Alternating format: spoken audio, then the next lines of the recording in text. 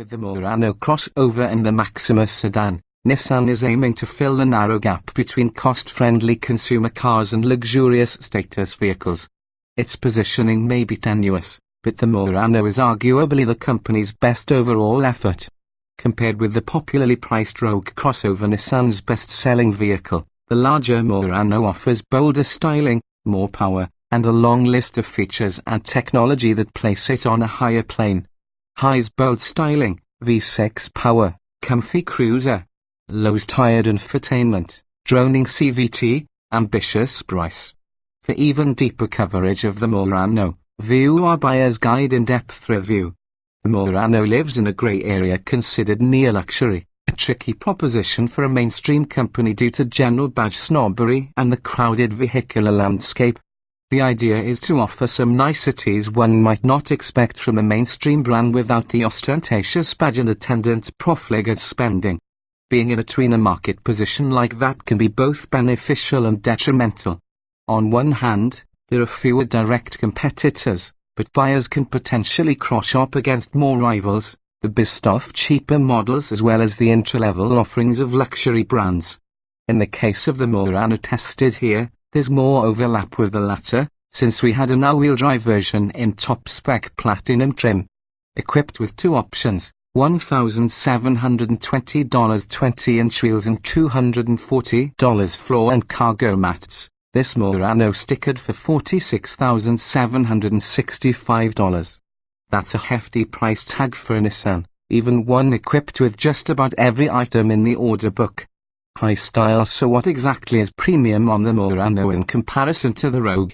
A top-off-the-line all-wheel drive Rogue SL costs about as much as the cheapest AWD Murano but is $11,420 less expensive than the top-spec $44,805 Murano Platinum AWD. What would motivate customers to move up? A prettier appearance as a start. Whereas the Rogue's busy face looks tacked onto an otherwise plain body, the Murano boasts a cohesive design from nose to tailpipe.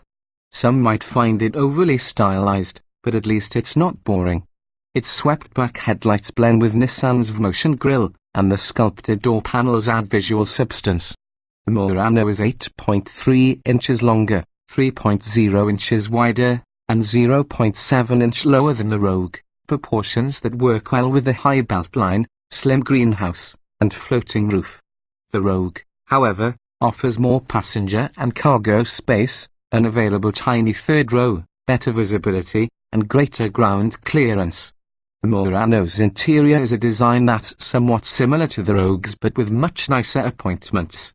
Echoing the exterior's floating roof, the interior creates the illusion of a floating dashboard. A strip of glossy silver trim encircles the cabin and extends onto the door panels. More metallic trim lends a premium look to the Murano's infotainment and climate control setups, which otherwise are standard Nissan fare. Our Platinum model had a 7.0-inch gauge cluster display and a central 8.0-inch infotainment touch screen, both bigger than the Rogue's units. The Murano's center console and split armrests offer more splashes of stylish gloss trim.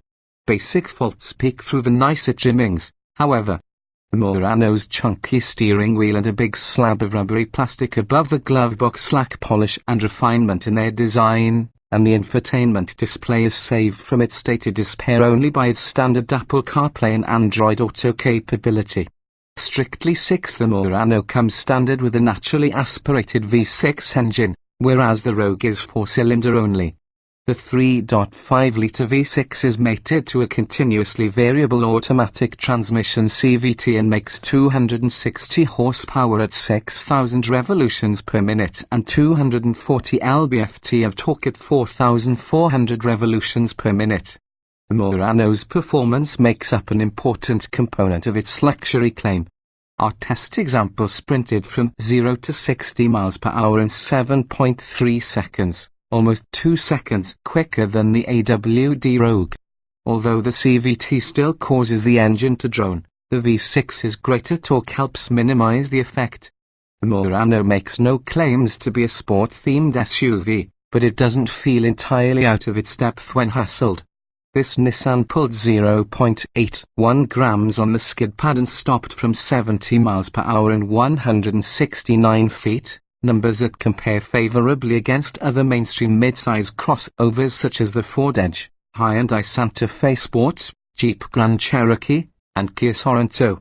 The indifferent, uncommunicative steering makes driving this SUV in town or on curving back roads unremarkable, however. Where the Murano really shines is in highway cruising. A soft suspension insulates occupants from crumbling pavement, and the cabin effectively keeps out road noise. The plush heated and cooled front seats are comfortable on long trips, and an assortment of driver aids are on hand. While the base Murano S is equipped only with forward collision warning and automated emergency braking, the Platinum comes with blind spot monitoring, a 360-degree camera, rear cross-traffic alert, and adaptive cruise control. Other niceties include a panoramic sunroof, 20-inch wheels, LED lighting, and Nissan Connect services. Even if the Murano does have a nice overall package, the as-tested price of $46,765 is steep.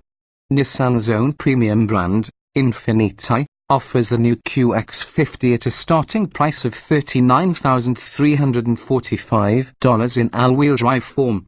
It might be a bit smaller than the Murano outside, but it features nearly identical passenger and cargo space and an equally stylish appearance. Overall, Nissan acquits the idea of luxury well with the Murano, and with automakers filling every niche in the SUV pantheon, there is a case for its existence. But you may find, as we do, that there are more logical fish in this overpopulated sea of crossovers.